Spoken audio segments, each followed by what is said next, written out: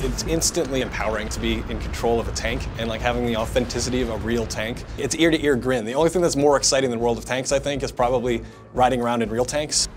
World of Tanks has a special, easy to learn, hard to master kind of design holy grail that is kind of magic. This is a really large-scale multiplayer game. It's 30 players per match. They're very quick, rapid battles. Even if you die early in the battle, you can go back to your garage and play another tank. There's 5 different classes of tanks, 7 different nations. There's over 350 tanks. Lots of content, lots of different ways to play. And playing with other people against other people, it's never the same thing twice. I really like to work my way up the different tank lines and upgrade a tank fully and get camouflage and pick out all the equipment and consumables that can go on it. If I see in the data that one tank is more popular, I try to go play that tank and really see what draws the players to that tank over other tanks.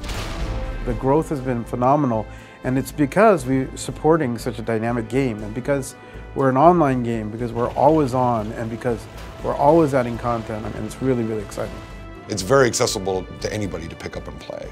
And then tanks have a great history around the world.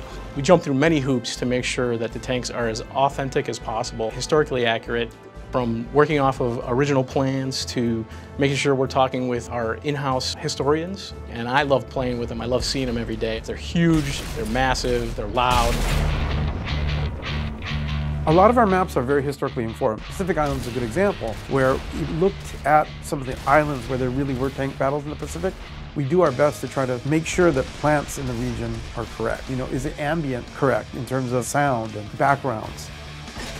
Between the Minsk team and here in North America, we've built a pretty amazing multi-channel recording library of tanks. We've done recordings of ballistics, explosions, guns, everything that you can imagine that you can get from a war scenario. We've like gone out and captured it and integrated it into the game. One of the nice improvements that we really get excited about is when we get to do the variants of the map. A lot of the players are accustomed to a standard map, how it's always played, but when we can come through and start creating a rain variant or a snow variant or a night variant, and even now the war variants, the layout may be the same, but as players are going through and playing it, it's a whole new experience for them.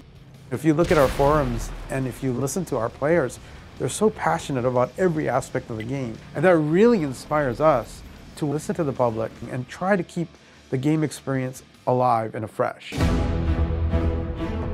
saw one of my friends playing World of Tanks, asked him what it was all about. It was a free download, and I haven't put it down since. It's very easy to pick up, very easy to play. It's very straightforward, but you play more and you get better at the game.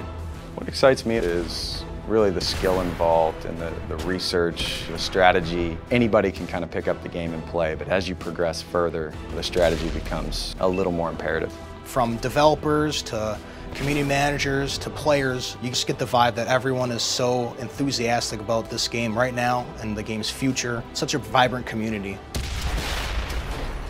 The feedback from the community is great. They play the game and they'll take the time out to let us know if they really like something. Also, on the other hand, if something is broken or if something is wrong or if something is not historically accurate, the community definitely steps up and they let us know that.